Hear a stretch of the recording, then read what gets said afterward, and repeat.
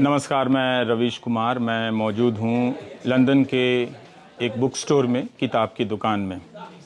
ये किताब की दुकान जानने लायक है और बहुत कुछ कहने के लायक भी है। इसका नाम डॉन्ट बुक स्टोर है। ये 1910 के आसपास से इसकी यात्रा शुरू होती है और 1990 तक आते आते ये किताब की दुकान एक ख़ास चरित्र इख्तियार करती है।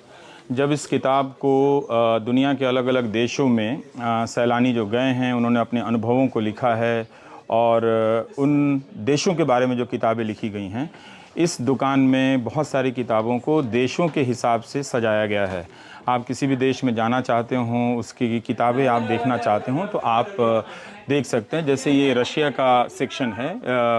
मुझे बताया गया कि जिन लोगों ने अपने मेमोइर्स लिखे हैं, हिस्ट्री लिखी है और जो समकालीन किताबें हैं जो आज भी आ रही हैं रूस के ऊपर, उसके बारे में भी आपको यहाँ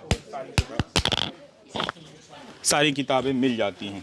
तो आप अगर आप रूसी क्रांति की किताब के बारे में पढ़ना चाहते हैं तो वो किताब आपको मिलेगी। आप रूसी एक तरह से निरंकुशवाद, फांसीवाद के बारे में पढ़ना चाहते हैं तो स्टालिन के बारे में किताब है और बहुत सारी ऐसी किताबें हैं। मेरा ये कहना है कि फेमिलियराइज़ होना भी किताब पढ़ने का एक हिस्सा है। मतलब आप ज़रूरी नहीं कि किताब ख़रीदने का पैसा आपके पास हो, लेकिन आप किताबों की दुकानों में जाएं, पुस्तक मेलों में जाएं और किताबों को देखें कि लेखकों ने किन किन विषयों को चुना है और किस तरह के कवर बनाए गए हैं। इससे हम बहुत कुछ सीख जाते हैं। अब आप इस सेक्शन में अगर आप खड़े हैं तो रूस के बारे में किन किन विषयों को चुना गया है उससे आपको अंदाज़ा हो जाता है। अब ये किताब जो है रशिया एंड द रशियंस, रूसी लोगों की जीवन शैली के बारे में, क्या वो चीज़ है जो उन्हें रूसी बनाती है, शायद इसके बारे में इसका ब्यौरा मिलेगा। तो आपको एक आइडिया मिलता है कि हाँ, अगर हम रूस के बारे में जानना चाहें तो क्या जान सकते हैं। क्या रूसी क्रांति के बारे में जानें या स्टालिन के बारे में जानें या फिर लेनिन के बारे में जानें। अब देखिए, लेनिन को मार्क्सवादी पार्टी एक अलग नेता के रूप में देखती है, लेकिन ये किताब लेनिन द डिक्टेटर इस नाम से है। तो अलग अलग विषयों को टाइटल से भी हम बहुत कुछ अंदाज़ा लगाते हैं कि दुनिया में पहले क्या लिखा गया और अब क्या लिखा जा रहा है। तो देखिए, ये रूस के जो राष्ट्रपति हैं उनके क्लेप्टोक्रेसी के बारे में लिखा जा रहा है और सवाल है कि रूस का असली मालिक है कौन, कौन शासन चलाता है। तो इस सवाल को लेके एक किताब यहाँ पर लिखी गई है। तो इसी तरह से अगर आप देखें इस दुकान की लंबाई और चौड़ाई को महसूस करें इस वीडियो के ज़रिए, जो यहाँ पढ़ रहे फ़ोटोग्राफ़ी के एक छात्र सरफराज हमारे लिए रिकॉर्ड कर रहे हैं, तो आपको महसूस होगा कि जिस दौर में दिल्ली जैसे महानगर में किताब की दुकानें बंद हो जाती हैं या किताब की दुकानें खोलने के लिए बड़े स्पेस नहीं हैं। वैसे कोलकाता का ऑक्सफोर्ड बुक स्टोर बहुत सुंदर है, इसी तरह का है, लेकिन फिर भी इसकी एक ख़ास पहचान है कि यात्राओं के हिसाब से देशों को हर देश को बांटा गया है और इसमें किताबें हैं। तो हम आपको अब नीचे ले जाएंगे। नीचे में आपको दिखाएंगे कि भारत के बारे में क्या है इस किताब की दुकान में और चीन के बारे में क्या है। तो अगर आप लंदन के रहने वाले हैं, भारत जा रहे हैं, भारत के किसी ख़ास हिस्से में जा रहे हैं, तो क्या पढ़ना चाहिए। यात्रा करना सिर्फ यात्रा करना नहीं होता है, बहुत कुछ जानना होता है। तो दुनिया में ऐसे बहुत से लोग हैं जो केवल सेल्फ़ी खिंचाने के लिए यात्राएं नहीं करते हैं, बल्कि वहाँ के समाज को, वहाँ की वास्तुकला को, रहन सहन को देखने और महसूस करने भी जाते हैं। वो शायद ये समझना चाहते हैं कि जिस तरह के परिवेश में वो पल बढ़कर बड़े हुए हैं, वो भी तो हैं इंसान, बिल्कुल जो एनाटॉमी है उसके हिसाब से तो हम सब बराबर ही हैं, एक ही तरह के लोग हैं, लेकिन अलग अलग लोग किस तरह से रहते हैं। तो वो जानने के लिए जब जाते हैं तो पढ़ते हैं, लौट कर आते हैं तो लिखते हैं। तो यात्रा करना एक बहुत ही परिश्रम का उपक्रम है। ये ऐसा नहीं कि आप एयरपोर्ट से उतरे और किसी होटल में गए, मॉर्निंग में ब्रेकफास्ट किया और चले आए। तो आप इस दुकान में मैं देख रहा हूँ कि कई देश के लोग किताबें ख़रीदने आ रहे हैं।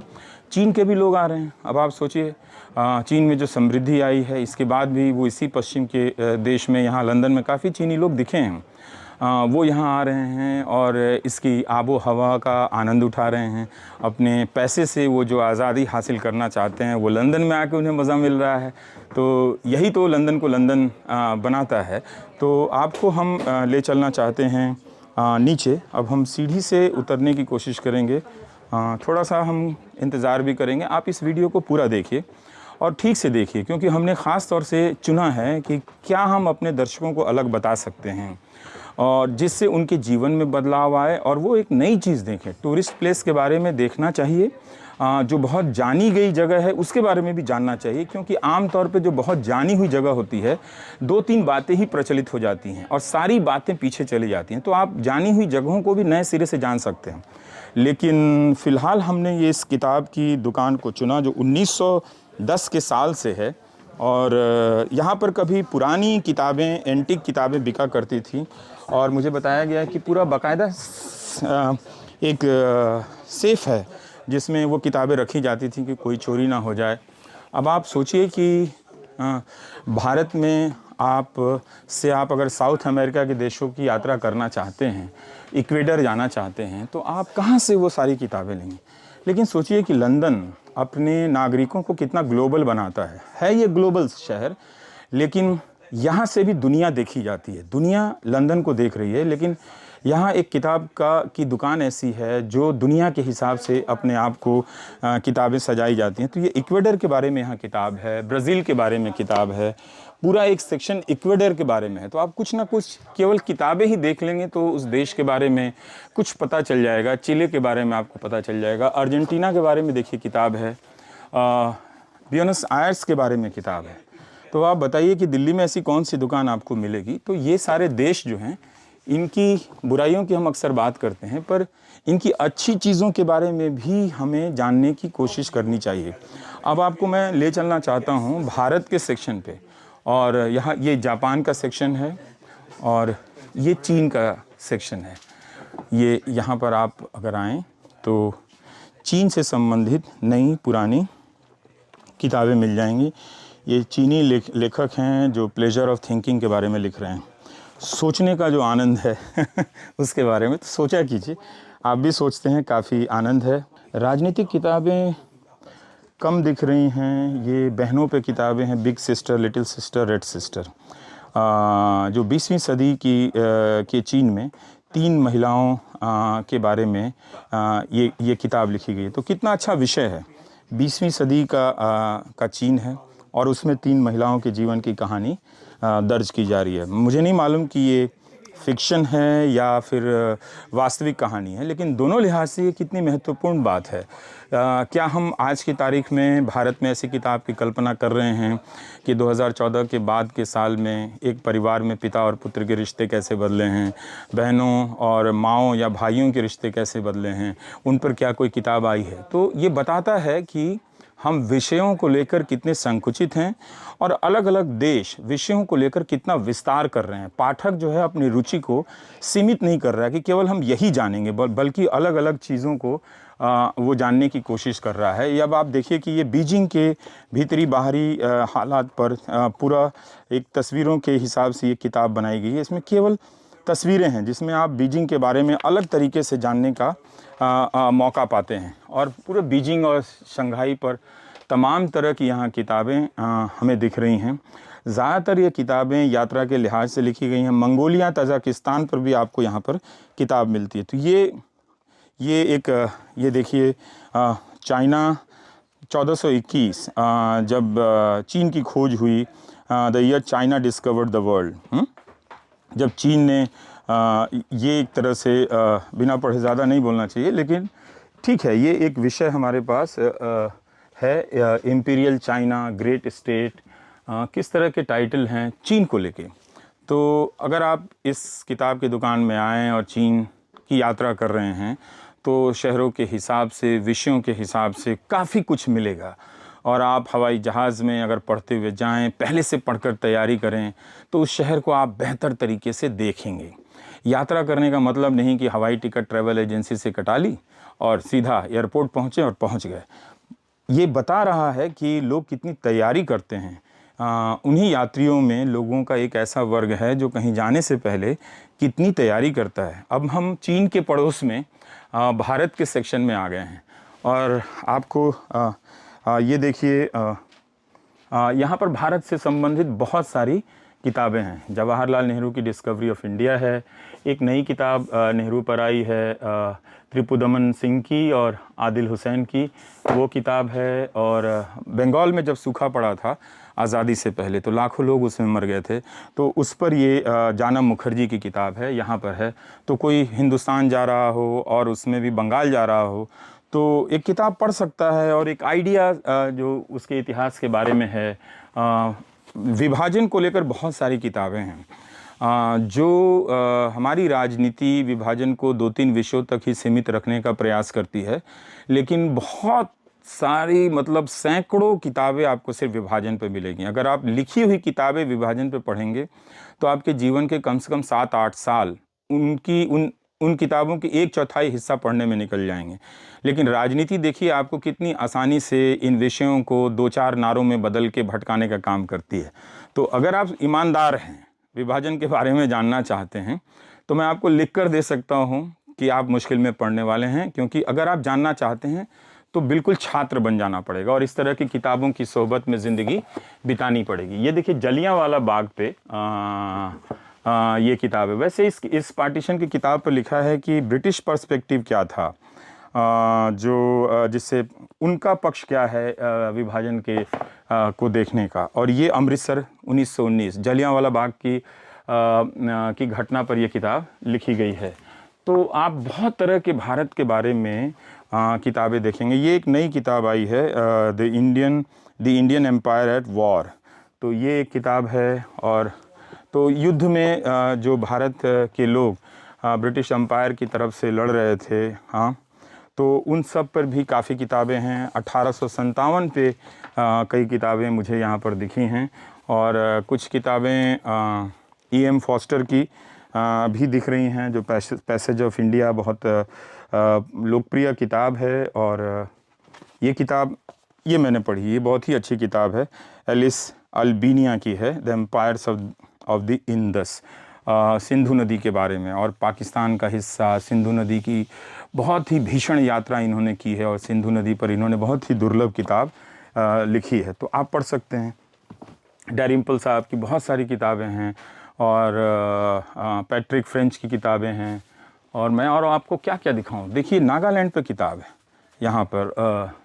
तो आप लंदन की एक की किताब की दुकान पर आते हैं और लंदन में आप नागालैंड की किताब है, इन्होंने मुझे पढ़ाया है, रूबी लाल ने। ये इनकी किताब है empress the astonishing reign of Nurjahan. तो ये दिल्ली विश्वविद्यालय में कभी पढ़ाती थी, अब शायद रूबी लाल कहीं आ गई हैं इधर। ये south Asian history eight एम्ब्रॉय university की प्रोफेसर हैं। और देखिए, तो इस किताब की दुकान में आने से मेरा भी एक रिश्ता बन गया। मैंने अपने प्रोफेसर की, टीचर की एक किताब यहाँ पर मिल गई। तो इस तरह से कितना दिलचस्प है कि एक किताब की दुकान की यात्रा करना यात्रा के दौरान, और वो दुकान जो केवल ज़्यादातर मुख्यतः यात्राओं पर लिखी गई किताबों और यात्राओं के लिहाज से सजाई गई किताबों पर है। डोंट बुक स्टोर, हाँ सरफराज सही है ना। तो ये उस किताब का नाम है। मिडिल ईस्ट पर किताबें हैं, east Africa, west Africa, central Africa, southern Africa, क्या क्या अफ्रीका, वाह वाह अफ्रीका। तो बहुत सारी किताबें आपको मिलेंगी। साउथ ईस्ट एशिया पर भी किताबें हैं। तो ऐसी किताब की दुकान मैंने नहीं देखी थी। मुझे लगता है कि आप दर्शकों को भी देखनी चाहिए और जानना चाहिए कि बाहर के देशों में हम बहुत आसानी से और हल्के अंदाज में कह देते हैं कि अब कोई पढ़ता नहीं है। ऐसी बात नहीं है। पढ़ने वाले एक बात जानते हैं, इस पढ़ाई की कीमत होती है और पढ़ने के बाद इसकी कीमत वसूल भी होती है। इसलिए दुनिया जो है, जिन लोगों ने ठीक से पढ़ाई की है उनकी दुनिया बहुत अलग आपको नज़र आएगी। जिन्होंने पढ़ाई में डंडी मारने की कोशिश की है उनकी दुनिया बहुत अलग नज़र आएगी। दोनों ही तरफ से सफलता और असफलता के उदाहरण आपको मिलेंगे। जिन्होंने कभी नहीं पढ़ाई की वो जीवन में बहुत आर्थिक तरक्की करते हैं, और जिन्होंने बहुत पढ़ाई की हो सकता है कि वो आर्थिक तरक्की नहीं कर पाए। लेकिन फिर भी हर तराजू से आप तौल लीजिए तो पढ़ना, जानना, हमेशा उसका पलड़ा भारी मिलेगा आपको, और आपने अगर नहीं पढ़ाई की है तो आपको अफसोस होगा। तो ऐसे लोगों से बचिए। अपने पिताओं को खासकर घर में नोटिस कीजिए कि उन्होंने अपनी ज़िंदगी में सब कुछ किया, कारें खरीदी, घर खरीदा, बनाया, पर उनके कमरे में, उनके घरों में किताबें नहीं हैं। बहुत से लोगों के घरों में किताबें नहीं हैं, वो पढ़ते नहीं हैं, लेकिन दावा ऐसा करते हैं कि वो सब जानते हैं, जैसे भारत का इतिहास जान गए। एक ऐसा समुदाय जो कभी पढ़ता नहीं है, अखबार भी ठीक से नहीं पढ़ता, आजकल वो छाती पीट रहा है कि हमें ये इतिहास नहीं बताया गया, हमें वो इतिहास नहीं बताया गया। इतनी किताबें पार्टीशन पर हैं, अगर मैं खरीद के उनको दे दूँ तो वो भाग जाएंगे ताला बंद करके कि नहीं नहीं मुझे जानना ही नहीं है। तो सवाल यह है कि जानने के लिए आपने कब कोशिश की, पढ़ाया कैसे जाएगा? क्या कोई ऐसा सिलेबस बन सकता है कि पार्टीशन पे लिखी गई 500 किताबों को उस सिलेबस में शामिल कर लिया जाए? आप बना सकते हैं ऐसा कोई सिलेबस? तो नहीं बना सकते हैं। तो इसलिए आपको खुद पढ़ना पड़ेगा, अपनी दिलचस्पी पैदा करनी पड़ेगी। किसी को पार्टीशन में दिलचस्पी पैदा करनी पड़ेगी, किसी को केरल के इतिहास में, किसी को बंगाल के इतिहास में, और तरह तरह के उन विशेषज्ञों को आपको सुनने की आदत डालनी पड़ेगी। तब जाकर आपके जीवन में सुनने, जानने, समझने का धर्म पूरा होता है। अगर इस प्रक्रिया के बिना आप किसी भी तरह से राजनीति या सार्वजनिक जीवन में धर्म की बात करेंगे तो हमेशा अधर्म के साथ खड़े नजर आएंगे। तो सरफराज के साथ मैं रवीश कुमार, नमस्कार। मैं लंदन से, आप देख रहे हैं हमारा YouTube channel Ravish Kumar official. इसे सब्सक्राइब कीजिए और ज्वाइन भी कीजिए। नमस्कार।